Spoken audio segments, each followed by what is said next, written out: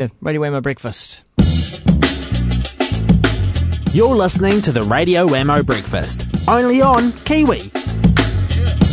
It's time now for another episode of Wine Vault Radio with Wine Vault TV's Jason Bryant this morning. Good morning to you, Jason. Good morning, Wammo. Nice holiday? Very nice holiday, actually. Thanks for asking. In Hanma Springs. We all say it wrong. We do. It's got everyone go Hamna. Yeah. There's no ham. Yeah. As was pointed out. Gosh, Twitter keeps you honest, doesn't it? It certainly does. Keeps everybody honest. I tweeted something that spelt Hamna, and it was actually Hugh, the wine guy, another wine chap. We're onto it. He said, "There's no ham." Yeah. There's no ham. Hanma.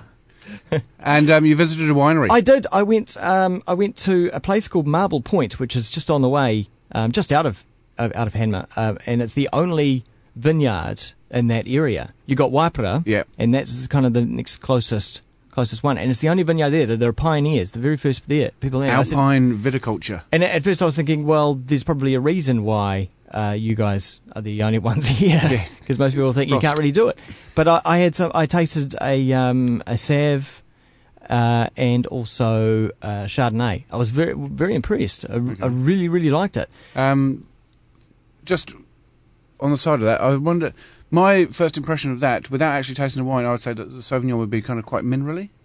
It was. Kind of less, kind of more tropical than kind of that asparagus cut grass. Yeah, it was. Well, it was lime.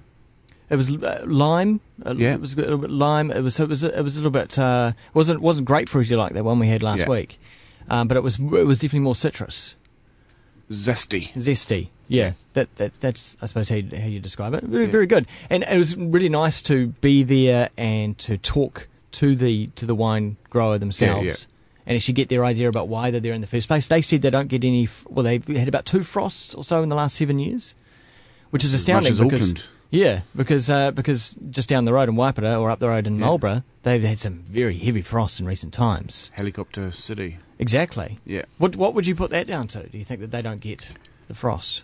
They just may be in a little microclimate that has a nice kind of heat kind of barrier that stops all the cold coming in, and kind of some wind taking all the kind of frost away.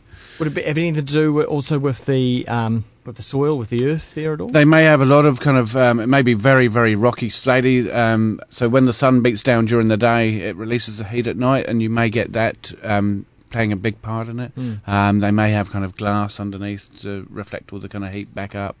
And so, they've probably got a very kind of wide range of options up their sleeve. Well, hopefully we might be able to taste some soon, perhaps here in the studio, see what we think.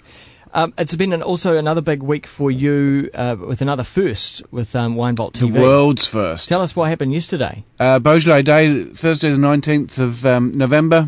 Every year there's a big kind of Beaujolais Day, and it plays less of a kind of role in French wine kind of export now than it used to. I mean, it used to be a massive, massive day. It used to be crazies going across the English Channel to go down and pick up their Beaujolais and then run back, and they still try to do that, but over here... It's funny, Beaujolais, it's got to be said with an English accent, I reckon, like Beaujolais. Beaujolais Nouveau, mate. Yeah. Yeah, I'm a Mockney, aren't I? Innit? So they fly over here. I mean, it's probably not the most environmentally sensitive kind of wine, but they do fly over here. It's basically just wine that's crushed juice in a tank, fermented, straight out as soon as it's fermented in a bottle, and then brought to market. So I mean, it's like, and it's got to be out on a particular day of November. 19th of November is right. Its kind of first release, and it's only really sold for kind of like 3 days, 19th, 20th, 21st. Yeah, it's so short life, but it actually tastes not bad the following year.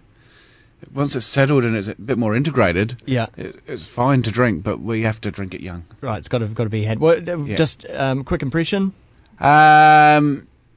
I did say that it was like, for me, kind of being a parent and your daughter brings home their first boyfriend, big tattooed muscly guy, and your first impression, oh geez, that's pretty rough looking, and it's like that, but it's actually got some structure and it's just a fun drink. Okay. You know?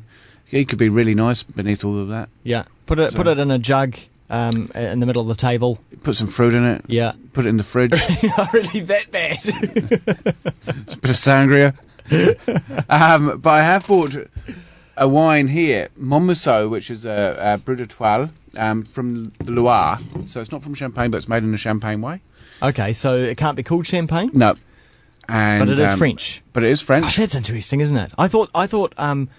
I had the feeling that if you were going to make bubbly in France, it had to come from the Champagne region. No. You can make bubbly wherever you want. The oldest region is Blanquette-de-Limoux, down in the Languedoc-Roussillon region, and they make a bubbly and a Cremant, and Burgundy makes a bubbly. Loire. Okay. Alsace they all make bubblies, and but you can make it in the style of Champagne. And so, like with Champagne, has to have a certain pressure, and kind of the grape mix between Pinot Noir, Chardonnay, and Pinot Meunier. Yeah. You can do that, but this is actually Chenin Blanc, which is a native grape to the Loire. And this is 70% Chenin and 30% Chardonnay. The Chardonnay gives it a bit of bit more body, bit more texture. It's a bit more plumpy. Chenin is quite linear, and it's more like taking a French Golden Delicious apple. Yeah. When you bite into it, you go, whoa, okay, you get the acid, and it's really firm in your mouth. Cool. So have you had one of these recently? We do this a lot. Yeah. Because it's like $25. Yeah. And it's French, and it's got a very attractive label. Where does that sit on the scale? Oh, it's got a very nice label. Yeah. Where does that sit on the scale of sort of price range of? It's of cheaper French, than a lot of. bubblies? It's a third of the price of most French bubblies. Mm. It's generally kind of.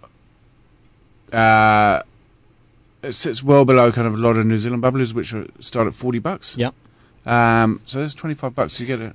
If it's not champagne, what do you call it? By the way, Méthode traditionnelle. Méthode traditionnelle. Can you hear this? Here we go.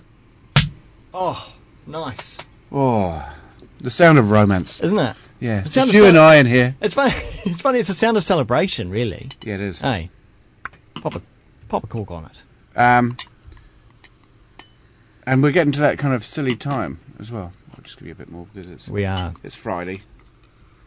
Now it didn't overflow. No. The trick is to let it just sit for a while. Obviously, let it sit. It's not very. It's not chilled.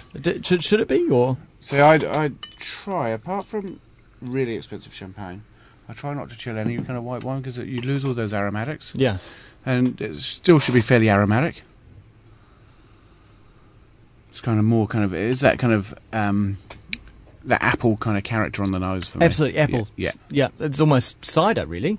I had a nice glass of cider yesterday and it smells fairly similar. Cider is going to be the big thing this Isn't summer. it? Yeah. Yeah. Yeah. And I think Monteith's is helping out in that respect. Yeah, and also kind of there's Magna's cider from Ireland over here now, which is it's probably the best cider in the world. Is it? Yeah. After the French stuff, which we can't get anyway, so yeah. Should it be made from the apples that fall onto the apples the or ground? pears? Okay. Yeah. All right, let's get our noses in this.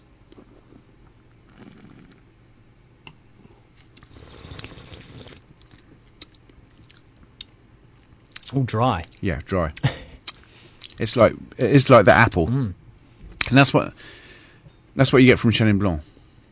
You get that kind of, you bite in, you get that kind of malic kind of acid taste, just like chewing an apple for me. You get a bit of kind of minerality at the back, a bit of slatiness. It kind of washes over your tongue and then it's gone.